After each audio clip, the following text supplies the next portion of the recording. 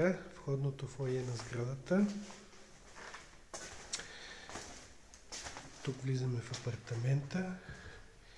Има място за портманто. В антрето.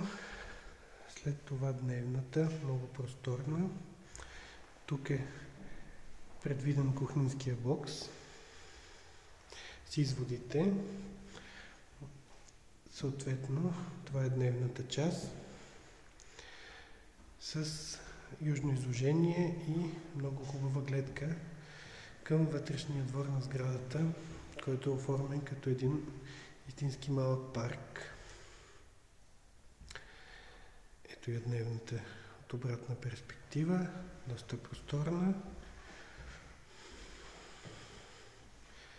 Среща е баня столетна и спалнята, която също е с южно изложение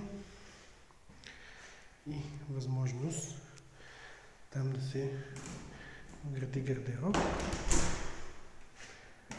Последно излизаме на терасата,